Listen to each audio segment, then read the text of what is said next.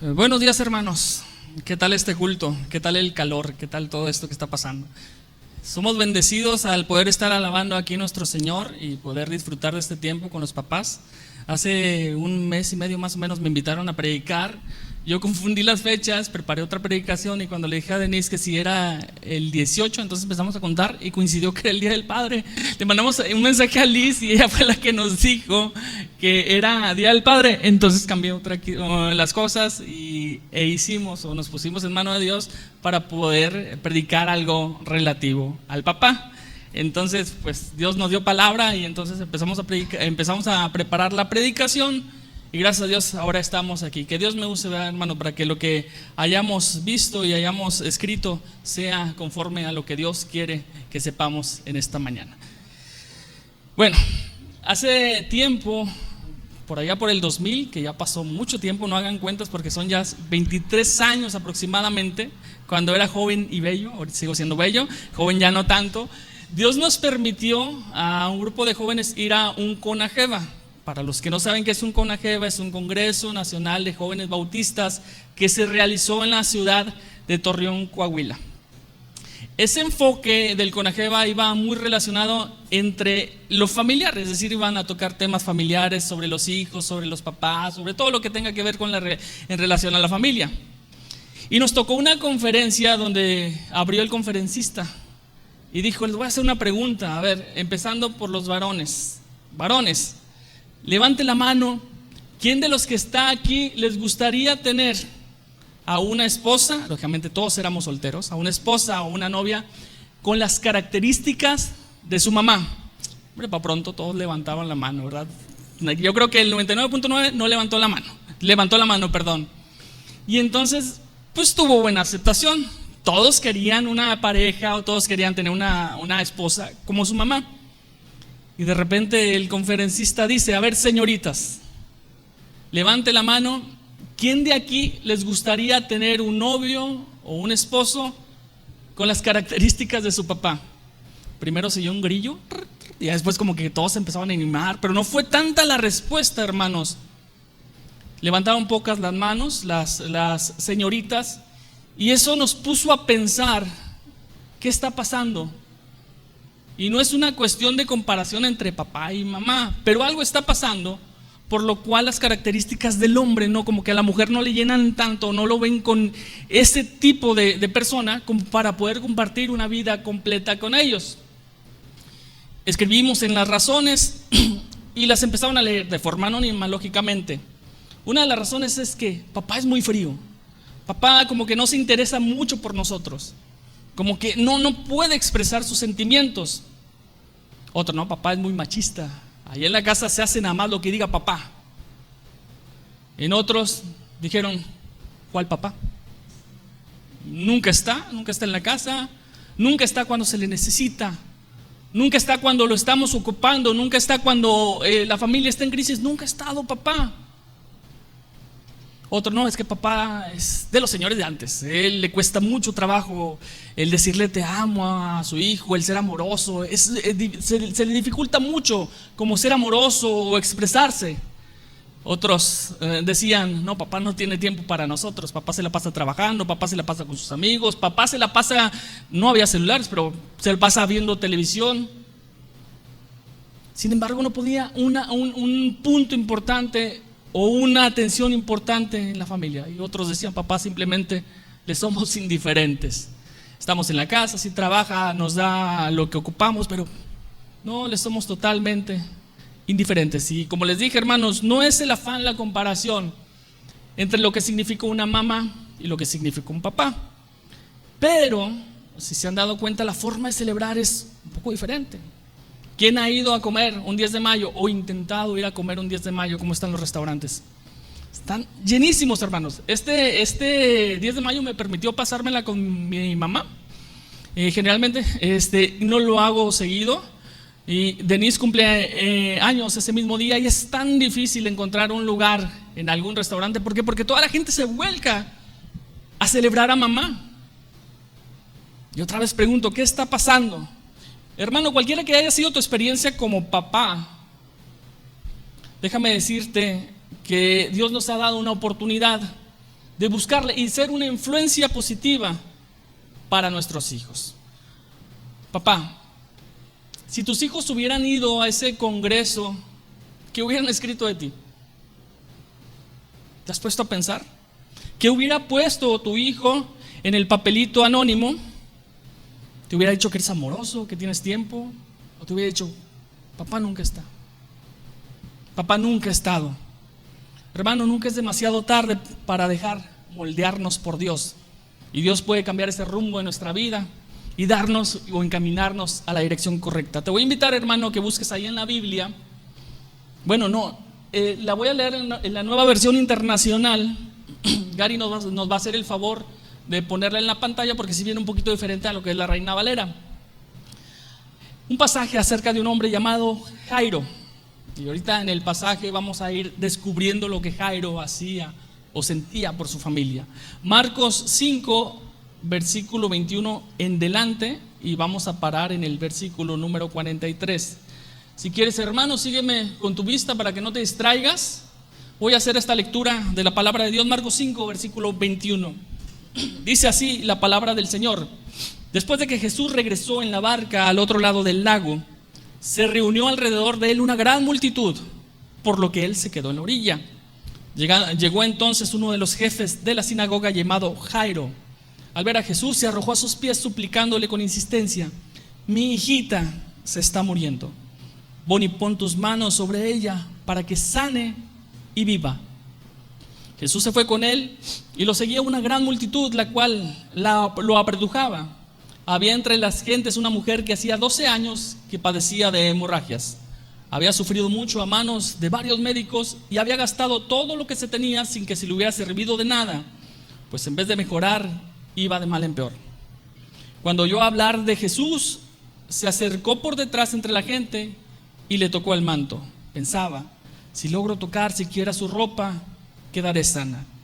Al instante cesó su hemorragia y se dio cuenta de que su cuerpo había quedado libre de aflicción.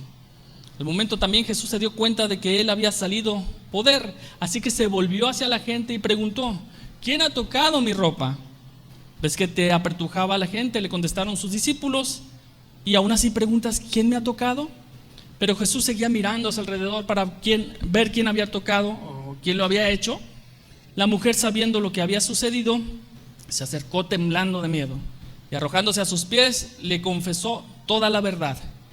Hija, tu fe te ha sanado, le dijo Jesús, vete en paz y queda sana de toda aflicción. Todavía estaba hablando Jesús cuando llegaron unos hombres de la casa de Jairo, el jefe de la sinagoga, para decirle: tu hija ha muerto, ¿para qué sigues molestando al maestro? Sin hacer caso de la noticia, Jesús le dijo al jefe de la sinagoga: no tengas miedo, cree nada más. No dejó que nadie le acompañara excepto Pedro, Jacobo y Juan, hermano de Jacobo.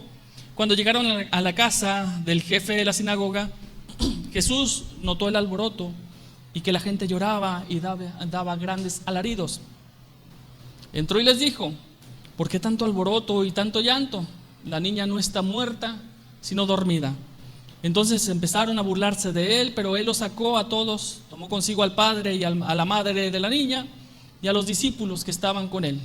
Y entró a donde estaba la niña y la tomó de la mano y le dijo: Talita cum, que significa: niña, a ti te digo, levántate. La niña, que tenía 12 años, se levantó enseguida y comenzó a andar. Ante este hecho todos se llenaron de asombro y él dio órdenes estrictas de que nadie se enterara de lo ocurrido y les mandó que le dieran comer a la niña. En este pasaje, mi hermano, se describe a Jairo. Jairo, dice la palabra de Dios en este pasaje, que era el principal de la sinagoga. Y para entender esto, primero vamos a ver qué era una sinagoga. Una sinagoga era un lugar donde se leía la palabra de Dios, donde se reunía la gente para leer las escrituras. Jairo tenía una responsabilidad muy importante, pues era el principal, era como el sacerdote, era como el pastor, vaya. Y él presidía el servicio que ahí se realizaba. Aparte, se aseguraba que se leyera la escritura diariamente. Todos los días exhortaba, velaba por los asistentes de la sinagoga y manejaba los asuntos que correspondían a la ley. Esto le hacía a Jairo, hermano, tener un gran respeto. Una persona querida, lógicamente la gente lo buscaba para pedir consejo, la gente le seguía puesto como les comento que era como un tipo pastor, un sacerdote. Él estaba al frente de la sinagoga y esto se le designaba, no solo eso, se le designaba una gran responsabilidad. Pero mi hermano, aquí se describe algo en el pasaje, dice que aún con toda esa carga eclesiástica que él tenía, Jairo nunca descuidó su primer ministerio. Hermano, el primer ministerio que tenemos es la familia. Es la familia. Jairo estaba pasando por una situación muy difícil. Uno como papá lo puede entender cuando los hijos tienen fiebres solamente o cuando los hijos se ponen mal. Dice la palabra de Dios que la hija de Jairo, ¿qué estaba haciendo? Estaba falleciendo. La hija de Jairo estaba enferma, la Biblia no describe de qué. Sin embargo, esa enfermedad la tenía postrada en su casa, a punto de muerte. Sin embargo, Jairo, tomando su responsabilidad de varón y entendiendo que el primer ministerio es su familia, decide buscar a Jesús. Jesús nos da un ejemplo de vida cuando Él estuvo aquí en la tierra. ¿Te has preguntado, hermano, qué hacía Jesús los primeros 30 años de su ministerio? La Biblia describe muy poco acerca de ello. Sin embargo, las cosas que podemos ver es que Jesús ayudaba a su papá en la carpintería, que Jesús iba con su mamá, que Jesús estaba con sus hermanos, que Jesús estaba en el seno familiar. Esto nos da una lección, hermano, una lección que podemos entender de que Jesús nos pone la muestra que tu primer ministerio, varón, es la familia, la atención a la familia, la atención a los hijos, el cuidado de ellos. Jairo amaba a la familia. Incluso Jesús, después cuando comenzó su ministerio, aún seguía bajo el cuidado de su familia. Incluso en la misma cruz, en una de sus frases antes de morir, le encargó a María, a Juan, para que él se encargara de él y viera por su familia. Dios es el creador de la familia, hermano, y le dio funciones y le dio responsabilidades a cada miembro de ella. Cuando allá en el huerto del Edén Dios crea a Eva, ya tenía todo preparado para que el varón se hiciera cargo no solamente de las cuestiones físicas y el cuidado físico de Eva, sino que también de lo espiritual. Y es así como Dios, al crear la familia, le da la bendición al hombre, le da la responsabilidad al hombre para que él se haga cargo de ella. Volviendo al pasaje, en el versículo 22 de nuestra historia, lo voy a leer, dice: llegó entonces uno de los jefes de la sinagoga, llamado Jairo, que al ver a Jesús se arrojó a sus pies suplicándole con insistencia: mi hijita se está muriendo, ven y pon tus manos sobre ella para que sane y viva. Sí, hermano, Jairo estaba pasando por un terrible momento. Para poder entenderlo, yo creo que tendríamos que estar en su lugar. El ver a un hijo agonizando en casa. Pero ¿sabes qué, hermano? Jairo, a pesar de ser el principal de la sinagoga, reconoció la necesidad de buscar a Jesús. ¿Sabes por qué? Porque Él es el único que puede solucionar todo conflicto, toda enfermedad, todas situaciones, todo miedo, todo agobio de la familia. ¿Qué podemos aprender de Jairo? Hermano varón, a ti te digo, cuando estés en una situación de agobio, de miedo, de falta de confianza, haz como Jairo. Hay que buscar a Dios, porque Él es el único que nos puede ayudar en todas esas situaciones. Un padre como Jairo, hermano, tiene la responsabilidad de buscar a Dios. Híjole, esto en la cultura se ve no muy aceptable que un hombre busque a Dios. De hecho, son pocos los varones que generalmente se comprometen, que vienen a la iglesia, que se involucran con las cosas de Dios. ¿Y qué está pasando, hermano? ¿Por qué está pasando esto? Jairo, hermano, nunca se avergonzó de esto y decidió buscar a Dios. Dice el versículo 21 que después de que Jesús regresó en la barca al otro lado del lago, se reunió alrededor de él una gran multitud, por lo que se quedó en la orilla. Me llama la atención también que en este versículo Jairo no decide quedarse en casa con la niña, él sabía que estaba muriendo, sino que tomó su papel de cabeza de hogar y él mismo buscó a Jesús. Era fácil decirle a su esposa: oye, ve, busca a Jesús para que pueda venir a casa a sanar a nuestra niña. No, sin embargo, Jairo entendió su responsabilidad y buscó personalmente a Dios. Habíamos hablado algo del temor en la predicación pasada que tuve, y habíamos hablado que el temor te puede estar paralizando. Sin embargo, es tiempo, varón, de buscar a Dios. Dice el Salmo 34: busqué a Jehová, dice, y Él me oyó. Y no solo te escucha, hermano, Él te libera de todos los temores. ¿Lo crees, hermano? ¿Lo creen, iglesia? Amén. Busca a Dios cuando todo marcha bien. Busca a Dios cuando las cosas no están saliendo como tú quisieras. Ahora, que no te importe si los demás te critiquen por ello, como a Jairo tampoco le importó. Te voy a hacer una pregunta, varón. La gente que te rodea puede observar en ti que buscas a Dios. Ponte a pensar un poquito. La gente que está en tu trabajo, que está en tu escuela, que está en tu entorno, ¿puede ver que buscas a Dios constantemente? Va otra pregunta. Tu familia, tu núcleo familiar, ¿pueden ver un padre que busca a Dios? Padre que toma la Biblia, que ora, que ruega a Dios por su familia, que se compromete con Él, que viene a la iglesia. ¿Lo pueden ver o no lo pueden ver? ¿Encaminamos nuestros pasos, nuestra familia hacia Cristo, o no lo estamos haciendo, hermano?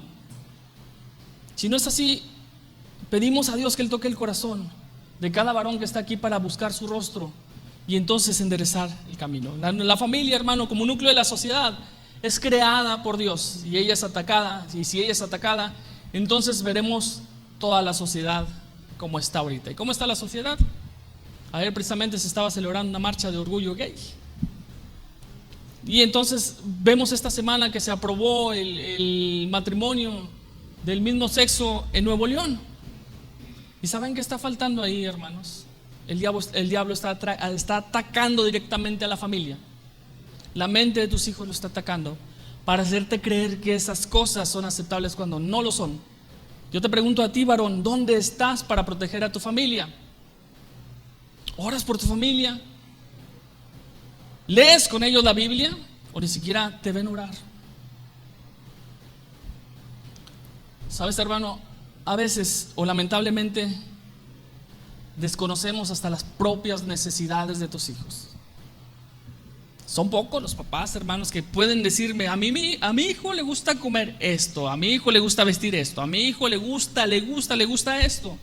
Desconocemos muchas veces los gustos de nuestros hijos. Cuando estoy en consulta, estoy haciendo el registro, siempre les pido el nombre de los niños y la fecha de nacimiento. ¿Y sabes qué, hermano? No se sabe ni la fecha del nacimiento. Es increíble, hermanos, que los dos papás se ponen de acuerdo. No, es del 15 y empiezan a hacer cuentas y me pueden hacer cuentas a mí, y hasta que más o menos calculamos cuántos años tienen nuestros hijos. Es impresionante, hermano, que ni la propia fecha de nacimiento la podemos conocer. ¿Sabes qué le molesta a tu hijo, papá? ¿Sabes qué le causa miedo a tus hijos? ¿Conoces a tus hijos por la forma de expresarse, por la forma de hablar, por la forma de vestir? Lo más importante, ¿sabes si tus hijos ya aceptaron a Cristo? ¿O no lo sabes? ¿Si han tenido un encuentro con Dios? ¿O no lo sabemos? Amar a los hijos es conocerlos. Híjole. Y esto se forma con base en una relación. Si tú tienes una relación con alguien, la vas a conocer. Si tú amas a alguien, te das ese tiempo para tener esa relación que te permita conocer sus gustos, sus necesidades, qué le gusta, qué no le gusta. Es muy difícil, hermano, que puedas decir que tienes una relación o que amas a tus hijos si no tienes una relación. No es cierto. Disculpa que te lo diga, pero no es cierto. Y cuando los hijos se portan mal de repente, que ya están grandes y se meten en un problema y los queremos corregir, o les queremos poner reglas para todo. Un papá que nunca ha estado, Te van a decir los hijos: ¿y tú quién eres? ¿Y tú dónde estuviste? ¿Dónde estuviste cuando te necesitábamos, papá? Las reglas sin amor siempre van a crear una rebeldía. Si el papá ama a sus hijos, a los hijos no les será difícil sujetarse. ¿Por qué? Por el amor, por el estrecho amor que hay. Si tú no amas a tus hijos y les pones reglas, vas a crear hijos rebeldes. Déjame te digo. Porque ¿con qué autoridad vamos a decir algo que no estamos aplicando? Si no es así, hermano, y si no estamos poniendo atención en esto, ¿qué estamos haciendo nosotros como papás para involucrarnos en su vida? Volviendo a nuestro pasaje, dice que Jairo suplicó a Dios con insistencia. Padre de familia, tú eres el encargado de la vida espiritual de tu familia. Como te dije anteriormente, desde el huerto del Edén, Dios te dio esa responsabilidad. Cuando Dios es tu prioridad, no importa qué circunstancias estés pasando, aférrate a su palabra, toma la iniciativa y ruega a Dios por tu familia. Jeremías 29:12 dice: entonces ustedes me invocarán y vendrán a suplicarme. Y otra vez la aclaración de Dios: yo te voy a escuchar. Pero la idea es buscar a Dios. Y no solamente buscar a Dios, hermano, es arrodillarte y pedirle por tu familia, pedirle por la vida de tus hijos. No importa si son grandes, si son chicos, tenemos una responsabilidad como papás. Y esa responsabilidad Dios no se la dio a la mujer, se la dio al hombre, se la dio al varón. Por eso dice en este pasaje que Jairo, al entender su responsabilidad, se arrodilló ante Jesús, de rodillas, hermanos. Pedir por nuestra familia, humillarte delante de la presencia de Dios para que Él escuche nuestro clamor. Pero tiene que haber una prioridad. Y yo veo varias prioridades para un padre de familia. Voy a escribir varias. La primera prioridad que puedo ver es: ama a tu esposa. No, si no tiene relación, si tiene relación. Dice Efesios 5:28, dice: el que ama a su mujer, a sí mismo se ama. Dice la palabra que amemos a la mujer como Cristo amó a la iglesia. Y te voy a decir por qué sí tiene relación, hermano. Porque el concepto que tengan los hijos del matrimonio no es el que van a ver en una película de romance que se acaba ahí cuando se casan y ya, o todas las novelas que acaban en boda. No, el ejemplo que van a tener de familia, ¿cuál va a ser? El que tú le des. Lamentablemente hay hijos que no se quieren casar, o jóvenes que no se quieren casar porque dicen: ¿para qué? Para tener un papá como el mío, para tener un papá ausente. Eso no les motiva, hermano. Por eso te digo que una de las prioridades del papá o del varón debe ser amar a su esposa como a sí mismo. Varón, ¿tú te amas o no? ¿Amas a tu esposa como te amas a ti? Si tu familia, si tus hijos ven un padre amoroso, un hombre tierno, un hombre detallista, van a ser atraídos a estar con alguien así. Sin embargo, te puedes dar cuenta que los que escribieron en ese CONAGEVA, en ese congreso, no todo era así. Muchos decían papás indiferentes, machistas y hasta golpeadores, hermano. Entonces, te repito, hermano, todo lo que tú le enseñes a tus hijos o lo que tus hijos puedan ver en el matrimonio, tú los vas a estar enseñando en casa. Otra de las prioridades, hermano, es disfrutar de tus hijos. Vive cada momento o cada etapa al máximo. El tiempo no te va a perdonar. El tiempo se va rápido. Si tienes niños chiquitos, juega con ellos, hermano. Léeles un libro, cuéntales un cuento, acarícialos, diles te amo. Eso no te va a restar autoridad ni hombría. No, es que mi campeón. No digas mi campeón, dile te amo. ¿Cuándo fue la última vez que abrazaste a tu hijo? ¿Cuándo fue la última vez que de tus labios escuchó las palabras te amo? ¿Cuándo fue? ¿Cuándo fue que lo hiciste sentir querido, amado, protegido? El tiempo no perdona, mi hermano. Escucha sus historias.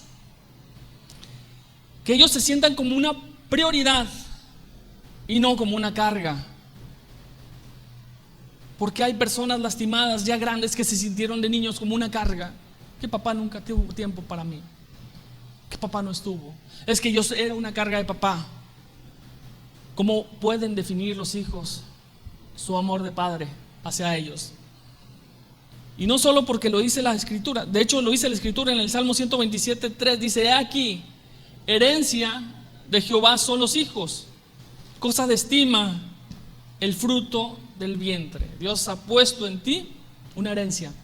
Somos bendecidos porque Dios ha puesto en cada uno de nosotros, padres, una herencia. Y una herencia que al final de esto, cuando todo termine aquí, estaremos delante de la presencia de Dios y te va a decir: ¿qué hiciste con tu familia? No, es que yo les di todo lo que querían. Nada les faltó, Dios. Mira, tenían los últimos videojuegos, les tenían la tele 75 pulgadas. Yo me la pasaba trabajando para que a ellos nada les faltara. ¿Qué hiciste con tu familia? ¿Los encaminaste a Cristo? No, es que yo todo les daba. No, esto no es. ¿Qué hiciste con tu familia, papá? Un día estaremos delante de Dios y daremos cuenta acerca de lo que fue nuestra herencia. Que Dios te ayude, que Dios nos ayude a cada uno a presentarnos ese día delante de Dios. Digo, porque va a pasar, hermano. Un día vamos a estar delante, cara a cara con el Creador, y va a decir: Alejandro, ¿qué hiciste con tu familia? Y esto te lo digo, hermano, para que tengas conciencia de que aún es tiempo de recuperar aquello que alguna vez se creyó perdido. Aún es tiempo para ponernos a cuenta de Dios y saber que Él hace nuevas todas las cosas. Una característica o prioridad que también veo es que el papá debe ser provisor de sus hijos. Y no solo en cuestión material, mi hermano, sino también en las cuestiones espirituales. Aquí está el hermano Mario. Cuando nos casamos, Denise y yo, ya vinimos al culto de acción de gracias. El santuario estaba diferente, el santuario, el púlpito estaba para allá, y se hacen los votos. Y al padre se le da, entre todos los votos, ciertas responsabilidades.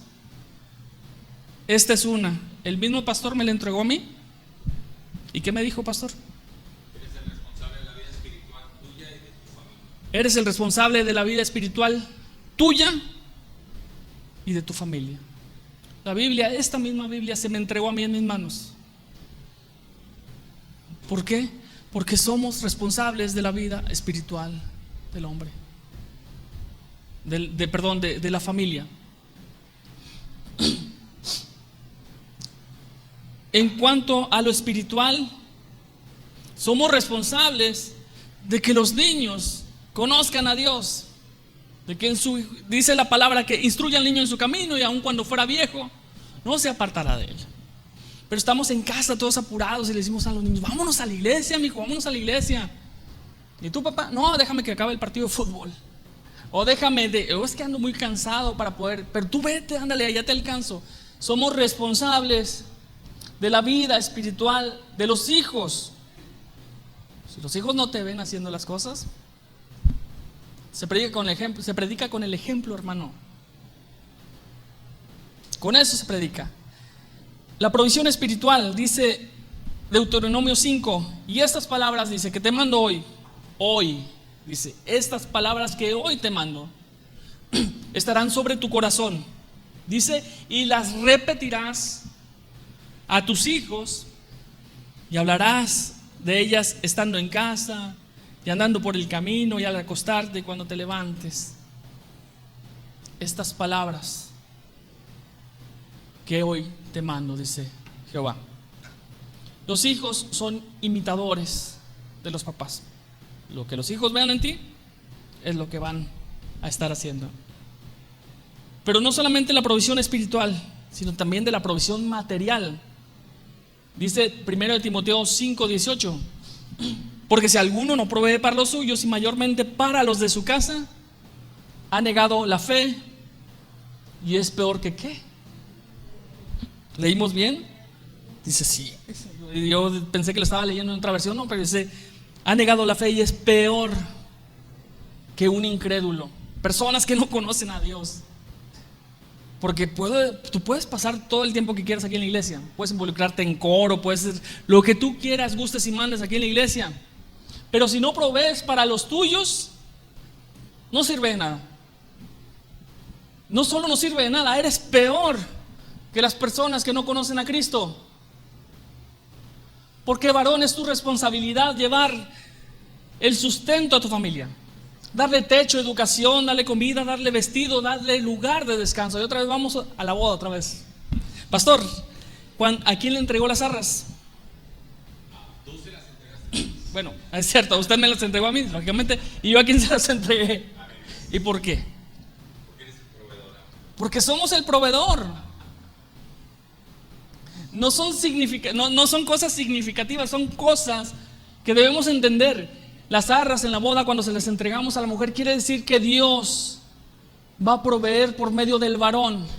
¿Para qué? Para que a la familia no le falte techo, para que no le falte educación, comida, vestido, para que tengan lo material, que también es importante, hermano.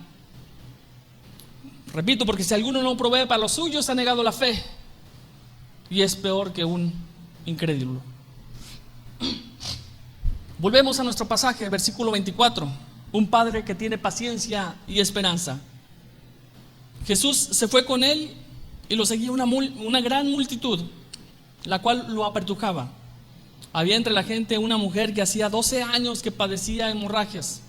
Había sufrido mucho a manos de varios médicos y se había gastado todo lo que tenían sin que se le hubiera servido de nada. Pues en vez de mejorar, iba de mal en peor. Cuando oyó hablar a Jesús, se le acercó por detrás entre la gente y le tocó el manto. Pensaba, si logro siquiera tocar el manto de su ropa, quedaré sana. Al instante cesó su hemorragia y se dio cuenta de que su cuerpo había quedado libre de aflicción. En consulta, en el consultorio que estoy, las similares, hay mucha gente. Y mucha gente hace mucha fila para poder entrar a consulta. Y hay papás desesperados porque llevan a los hijos enfermos. Se me han peleado en la puerta, ¿no? De que, no, yo llegué primero, yo traigo más malo este, yo traigo más malo aquel.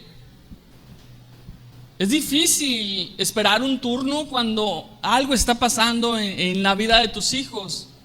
Y hasta cierto punto uno se pone en el lugar de ellos. Pero veamos la templanza y la confianza que tiene Jairo, porque dice que aunque su hija estaba agonizando y estaba muriendo, se le adelantó a alguien. ¿Quién fue? Una mujer que desde hace 12 años tenía flujo, una hemorragia de sangre. Sin embargo, hermano, Jairo no se desesperó. La mujer fue sanada, tocó el manto de Jesús y quedó sana.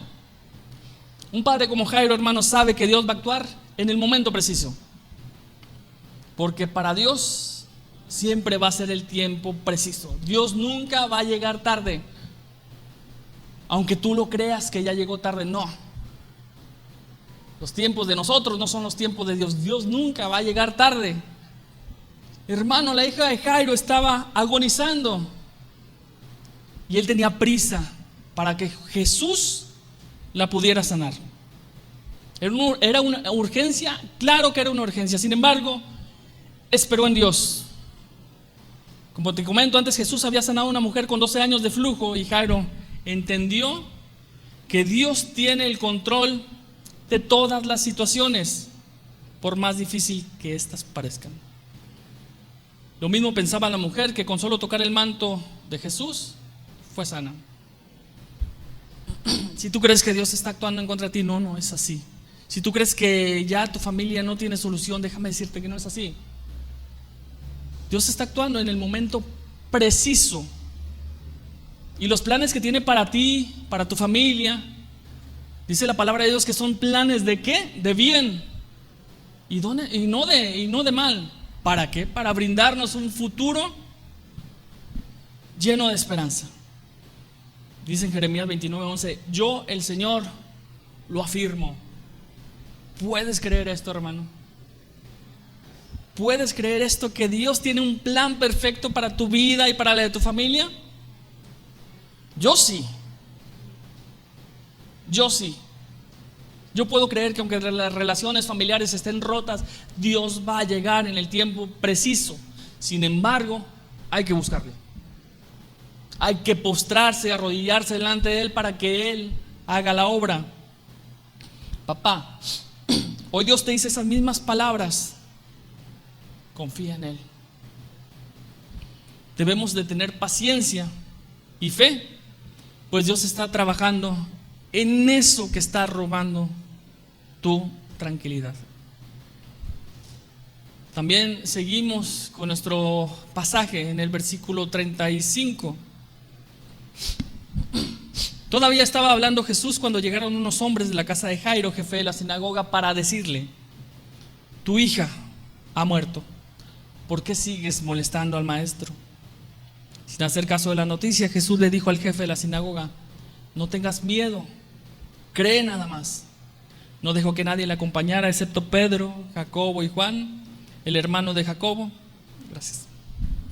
Cuando llegaron y la gente lloraba y daba grandes alaridos. Un hogar sin Jesús es un lugar que, aunque aparentemente pueden las cosas ir bien, puede ser un lugar nublado. Dicen que la familia debe ser un pedacito de cielo aquí en la tierra, donde tú te sientas bien. Sin embargo, muchas veces no es así. Jairo invita a Jesús a ir a su casa. Jairo va, busca a Jesús, se arrodilla y después, ¿qué hace? Lo invita a su casa. Podrás escuchar comentarios negativos. Papá, tú no tienes remedio, tú nunca te vas a corregir. Chango viejo no aprende maroma nueva, árbol que nace torcido, etcétera, etcétera, etcétera. Sin embargo, Dios hace nueva todas las cosas. Podrás escuchar como que tú no tienes remedio, eres un mal padre, ya estás demasiado grande para actuar en tus hijos. Mira, tus hijos ya están grandes, ya van a la escuela, ya están casando. Pero al igual que la hija de Jairo, déjame decirte que aunque esté agonizando tu familia y creas que se esté muriendo, no está muerta.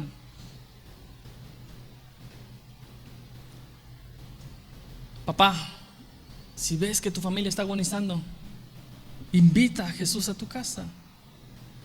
Invita a Dios a tu casa.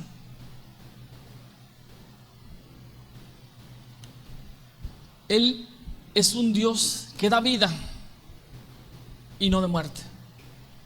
Y aunque tú creas que la relación familiar se esté muriendo o esté agonizando, Dios va a actuar en el momento preciso. Como padres, y aún viendo todas estas cosas, te repito, invita a Dios a tu casa. Jairo no se distrajo por todos los comentarios negativos que en ese entonces, o esa presión de la gente que la rodeaba, sino que puso su mirada en aquel que tenía la solución para el problema. Jesús le dijo a Jairo: no tengas miedo, cree nada más. Estas mismas palabras se repiten para ti en esta mañana.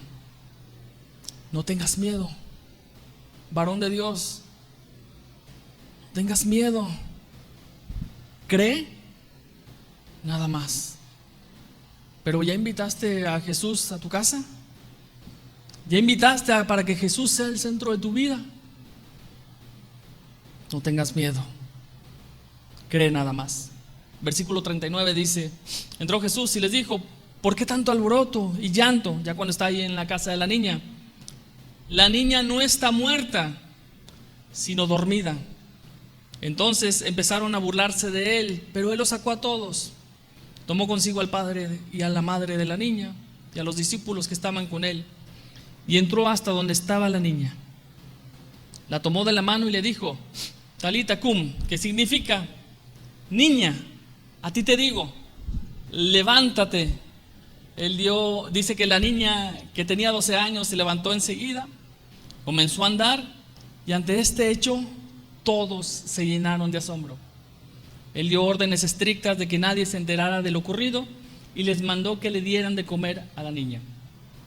Jairo llevó a su casa, hermanos, aquel que le cantamos, al pan de vida, a Jesús, el único que puede revertir cualquier situación, cualquiera que sea tu situación familiar, la puede revertir. Jesús se plantó y dijo: ¿por qué tanto alboroto? La niña no está muerta, la niña solamente duerme. Tal vez hemos descuidado la herencia que Dios puso en nuestras manos. Puedes pensar que tus hijos y tú no pueden tener una relación, porque déjame decirte que en ocasiones las personas que más han lastimado a los hijos somos los papás. Y qué triste es, hermano, cuando vemos hijos heridos, llevando carga por un papá que nunca estuvo, un papá ausente. Llevas esas heridas en tu alma, hermano, que crees que esto no tiene solución. Sin embargo, Dios tiene una solución para ello. Así como le dijo a la niña: levántate, no está muerta, lo mismo que te dice hoy a ti en relación a tu familia. Tu familia no está muerta, solo duerme. Tu familia no está muerta, tu familia tiene solución. ¿Por qué? Porque Dios es un Dios dador de vida. Varón, sé diligente, invita a Dios a tu hogar, y lo que parecía imposible para los hombres, para Dios todo va a ser posible. Versículo 40. Entonces empezaron a burlarse de él, pero él, refiriéndose a Jesús, los sacó a todos, tomó consigo al padre y a la madre de la niña y los discípulos que estaban con él. No te importe que la gente te diga que Jesús no es la solución para tu relación o situación familiar, que eso de buscarle solo para personas religiosas o personas que no tienen tanto tiempo, que eso de la iglesia es como pues algo para venir el domingo y irte. No, hermano, el buscar a Dios es cosa seria, porque Dios, cuando llega a tu vida, cambia tu vida. Será Dios quien dé la cara por ti y alejará a esas personas que te están diciendo que tu familia no puede cambiar. Él te va a rodear de personas que te van a acercar a Él y que no te alejan. ¿Cómo ve las demás familias a tu familia? Decía una amiga que tenemos, que le invitamos hoy a la iglesia, no puede venir, supongo, que tiene su familia, y dice: es que ¿por qué tú y Alejandro se llevan tan bien? ¿Y por qué su relación familiar es así? Dios ha permitido a mi esposa testificar acerca del cambio que Dios puede hacer en las vidas y cómo Dios puede transformar no solo la vida, sino las familias, los papás, las mamás y los hijos. Jesús es vida y Jesús es muerte, y donde está Jesús, hermanos, hay vida. Y entró a donde estaba la niña, la tomó en la mano y le dijo: Talita cum. Jesús la resucitó. Dice el versículo 42, la niña que tenía 12 años se levantó enseguida y comenzó a andar. Ante todo este hecho, todos se llenaron de asombro. El mismo Jesús dijo: yo soy la resurrección y la vida. Nadie viene al Padre el que cree en mí, aunque esté muerto, vivirá. Y todo aquel que vive y cree en mí, no morirá eternamente. ¿Crees esto, papá, o no lo crees?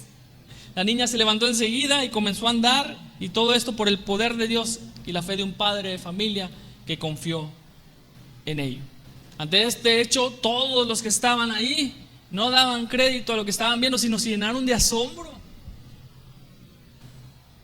porque Jesús puede revertir cualquier situación. De la misma manera, al ver padres entregados a Cristo, que llevan a Jesús a su casa y que resucita una relación familiar muerta, la gente que te rodea se va a llenar de asombro. Entonces es cuando vemos vidas transformadas, vemos papás rendidos a los pies de Cristo, viniendo aquí a la iglesia, sirviendo, siendo luz en la oscuridad. Es aquí donde Jesús o Dios hace nuevas todas las cosas, y las cosas que fueron ya no son, las cosas viejas ya pasaron, borrón y cuenta nueva. Jesús hace nuevas todas las cosas, pero es el momento, hermano, de estar a cuentas con Dios. El humillarse delante de Dios no es sinónimo de debilidad, mi querido varón, sino de valentía, porque estando en Él, por cuanto somos débiles, entonces somos fuertes. Concluyo. El ser padre de familia no es una tarea fácil. Papá también llora, papá también ha sentido temor, papá también se preocupa. Papá se quita el pan de la boca para dárselo a sus hijos. No somos perfectos, pero cuánto necesitamos de la oración de cada uno de ustedes para que Dios nos dé gracia y sabiduría para poder estar al frente de la familia. Por eso hay que buscarle primero, entregarle nuestras vidas y permitir que Él haga cambio en ellas, caer de rodillas y pedirle por la vida de los nuestros. Padres de paciencia, que su confianza esté puesta en Dios. Padres que sepan que Dios está trabajando en tu petición. Y aunque las cosas no estén marchando bien, Él tiene el poder para restaurar tu familia. Por lo tanto, la voz de Dios te dice: deja entrar a Cristo, deja entrar a Dios a tu hogar. Y no solo a tu hogar, a tu corazón. Porque si Dios no toca tu corazón, entonces lo demás no se da, hermano. Si tú no has tenido un encuentro con Dios y no te has dejado moldear por Dios, es difícil que Dios pueda cambiar una familia. Y cuando así lo hagas, entonces vas a poder notar un cambio, hermano.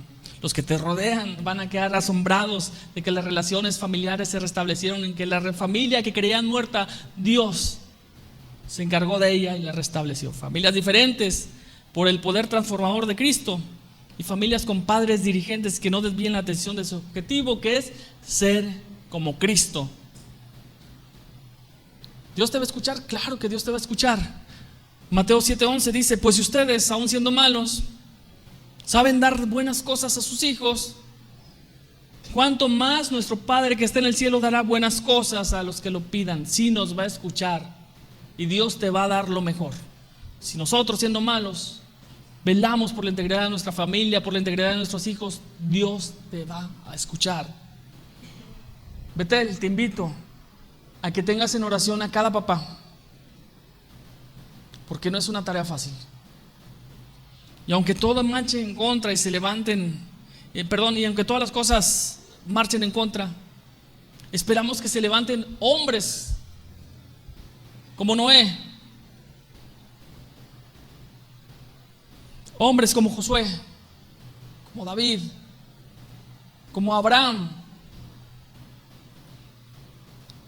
y que aunque todo marche bien, te repito, este tipo de hombres se levanten y pueden expresar lo que dijo Josué cuando veía que todos se alejaban de lo que Dios había establecido y buscaban otros dioses.